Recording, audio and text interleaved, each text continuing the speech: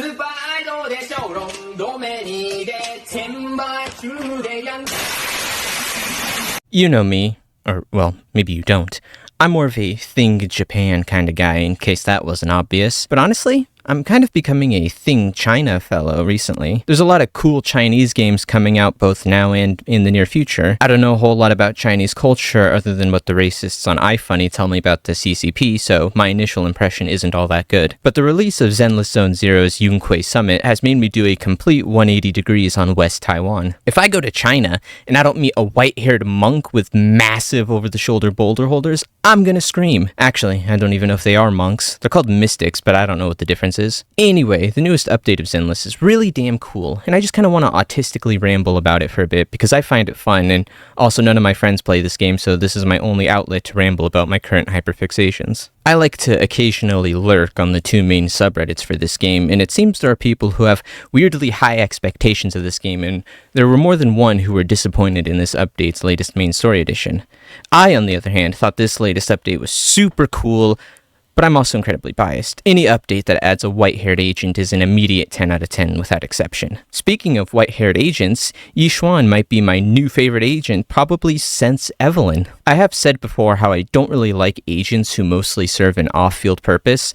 As much as I like the character of agents like Trigger and Astra Yao, I find their gameplay to be a bit on the lower tier in terms of fun factor. My favorite agents are active ones like Ellen, Jane, Evelyn, and Miyabi, who have a cool kit that you actively have to use to get the most out of. Yixuan's moveset is one of the most in-depth and has so many cool little tools that make her so fun to play. Character tutorials are always so overwhelming because the game can't help itself and has to explain every ability using the most amount of words possible, and every ability has to have a different named status effect that's wholly unique to this agent, even though it functions the exact same way as another agent's ability and you could have just used the same name. Though when you actually play an agent, you realize it's a lot easier than the game made it out to be. Yixuan has so many abilities, but you don't have to do any wild Devil May Cry inputs to use any of them. Her main thing is using energy to build up this bar I forgot the name of, and the two main ways to do that is using her extra special attack, which by the way has an extra input you can do after she does that spin attack in the middle of it for more energy bar. The one you'll most likely end up doing though is holding the basic attack button to create like a little vortex thing that does really good damage and feels like it builds up more bar than the other attack. Something I've noticed about this attack is that it's considered a special attack because using it will proc Vivian's a bloom, but it also isn't considered a heavy attack because it won't proc Polkar's aftershock ability even though it uses the same basic attack button, and also upgrading your basic attack doesn't boost its damage, it scales with her special attack despite using basic attack. It's really weird, man. When the bar is full, Yixuan can use an alternate ultimate attack that's a completely different attack from a regular ultimate. Yixuan has two ultimates, and they both do an insane amount of damage. And there's no cooldown either, you can do both of these back to back. Doing her second ultimate gives this little yin-yang point, and I'm not exactly sure 100% what it does, but I do know you hold down the dodge button and she does a special attack that builds up a bunch of energy, and that's really all I need to know. You can also parry with her extra special attack. I forgot about that because I always do it accidentally and never on purpose. Her new class and element seem weird at first, but let me break the illusion and tell you that she's just like Miyabi but ether. Where Miyabi is ice but cooler, Yixuan is just an ether anomaly but cooler. Sorry, Vivian. Her attacks even need ether chips to be upgraded. Some of the agents Yixuan pairs best with are characters like Astra, Vivian, Caesar, and oh man, that's just every agent. Luckily, Hoyo thought ahead and created an agent who exists solely to buff Yixuan and do nothing else. Pan Inhu, I hope I said that right. I find this guy funny because his entire purpose is to boost sheer force, a stat exclusive to Yixuan, and I don't know the intricacies of it, but I do know it makes me do more damage. Being an A-rank agent, I'm assuming he's in the stable channel like every other A-rank, yet his whole existence is to make Yixuan stronger, an agent you can't even unlock anymore.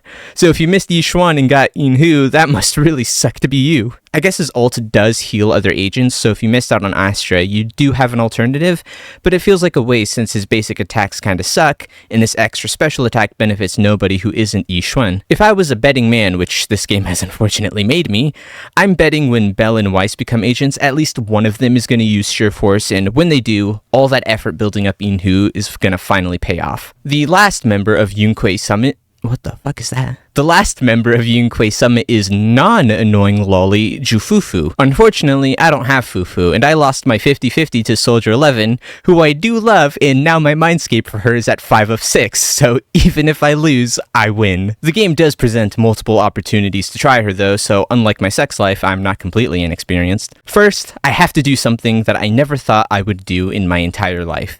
Admit that I was wrong. In my video about the Defense Force, I confidently said that Hoyo was most likely never going to add another Aftershock agent. I thought they were just going to dump all of them on us at once and then never touch them again, but lo and behold, we got the lolly Aftershock. By the way, there's nothing wrong with being attracted to Jufufu. She's canonically not a child, she's just small, and that doesn't make you a pedo. I'm of smaller than average height, but that doesn't mean a woman who's into me is a pedo.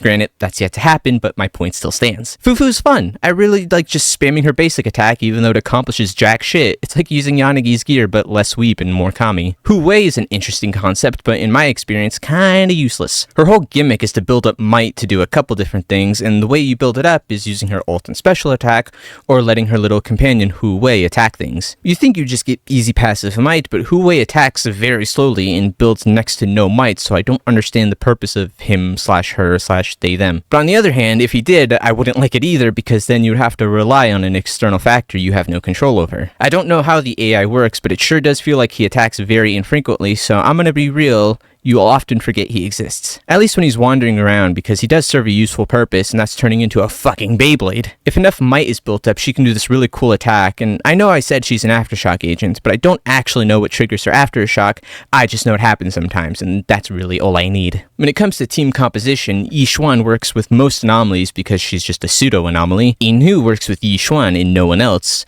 I don't own Fufu, but I did use her in Lost Void, and I've come to the conclusion that she works best with the rest of Yunkui Summit. I know I could have played more Hollow Zero and used other agents to test her, but I ain't gonna. actually really like how the best team comp for Yunkui Summit is each other, because I really like it when members of the same faction actually work really well together. I was so disappointed when I discovered that Vivian and Hugo are literally at their absolute worst when paired up together. Grace and Anton aren't the most compatible, and even less so with Ben and Kaleda, though those two are so good they get a unique ultimate. Zhu Yuan is good, but isn't the best when paired with Jane or Seth. No comment on Xing Yi, because this game has decided I'm not allowed to have any S-rank lollies. While I do like that Yunkui Summit is good together, I don't like how some agents in particular are actually useless without another specific agent. I heard some people were disappointed with the story in this newest update, and while I can understand the complaint that it takes forever for the main plot to progress, and this certainly feels like a little filler-ish, I really enjoyed it because, well, white hair. I would've fucked the daylights out of that Chinese lady. If I could fuck that Chinese lady, my life would be fucked. Fucking that Chinese lady is... I can't fuck that Chinese woman. I almost fucked that Chinese lady on the... Yes, I would fuck that Chinese woman. Sexy Chinese... I particularly enjoyed the twist where the corporation actually ended up being the victim, and the obnoxious-ass white-collar douchebags were the real villain all along. Heavily simplified, but I think I summed it up pretty well. I also forgot his name, but the Tops dude voiced by Oscar Pine is kinda really hot, and I want more of him. Yixuan takes up the majority of the screen time in the main story because Jufufu has an agent story and Inhu is an A-rank, so he's cringe. There's also Shi Yuan, but for some reason he's not an agent. Like, I don't know what this guy's deal is. I don't think he's ever gonna be an agent. I'm not gonna lie, at first I kinda didn't like Yixuan's English voice acting. It sounded a bit too monotone, and that might have been intentional because monks are pretty passive people, but during her monologue about her dead sister, her voice acting actually went hard, and I take back everything I said. My last memory of her. She turned to me with a vacant look in her eyes and asked, "Who are you?" My sister had completely forgotten me. I'm so sorry. When I was consumed by the miasma, I kept reliving that moment again and again. In my memories, she was always staring at me with that empty look in her eyes and muttering that same question, asking who I was. We gotta come up with a different character motivation besides dead family members, because I think we've gotten too many of those recently. Trigger lost her military family, Vivian's whole thing is watching people die, Miyabi has a dead mom, and Belle and Wise's whole thing is searching for their maybe dead teacher/surrogate mother. In Yixuan's case though, I completely understand, because I too would go absolutely goblin mode if I had to watch a white-haired woman die. They're already an endangered species. New Eridu needs to take action to prevent their extinction. If you want my opinion, I'm kinda sick of cult plotlines. Ever since Borderlands 3, cults just tire me out. If I didn't find the mystery of the hollows and ethereals in their connection to the creator intriguing, I would have tuned out a while ago. But I'm holding out hope that this potential eldritch horror that is the creator actually pays off. And I said this before, but if the hollows and ether is actually just a really shitty science experiment, I'm gonna send a bomb threat to some random mom and pop business. So like, when Belle and Wise become agents, are they going to be a part of Yunkui Summit? I think that would actually be way cooler than just being part of like the random play faction.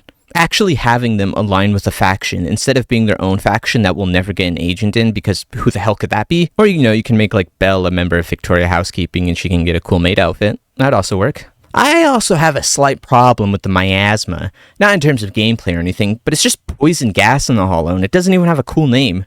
I like the new ethereals we got from it, but the concept of miasma is kinda really boring. Maybe I didn't like the new chapter after all. Thank God Zenless Zone Zero knows how to do hype moments in aura, because we're never short on that. Zhufufu's agent story is kinda fucking cool though. First off, she's legally an adult, so any objectifying remarks I make are not pedophilic, let's make that clear. I'm about as tall as her and I'm 22, so I'm definitely allowed to be horny for her. Though I'm not actually, because she's just too cute for me to be horny. When it comes to English VAs doing lolly voices, they either fit the character perfectly, or they sound like their vocal warm-ups consist of chugging a mug of gravel. Zhufufu falls into the former because not only is she not annoying, but incredibly fucking cute.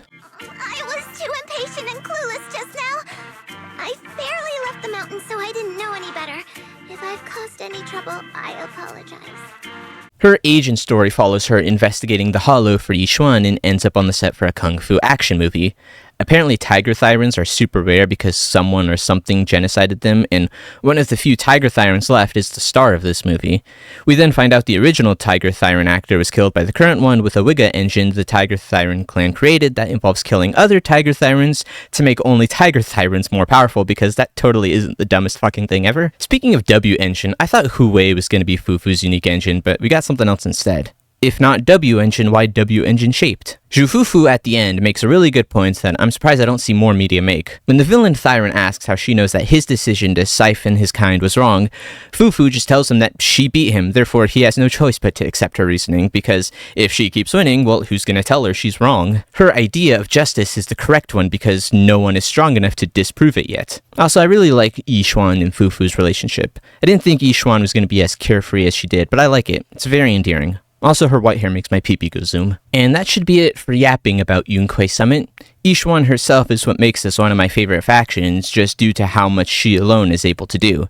Inhu is a bit underwhelming, and Fufu is cool, but God said I can't have her, so now she's dead to me. Honestly, everything about the newest story update has been absolutely top tier for me.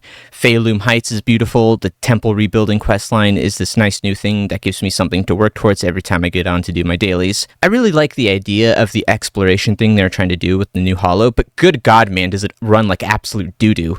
I blue screened the first time I entered it. When was the last time anyone blue screened in any game ever? If they can ever optimize it, I think it would be a cool addition to Hollow Zero as a way to make the exploration more interesting, because running through the same copy-paste corridors for the last year has taken its toll. So anyway, yeah, this game is cool. Okay, bye!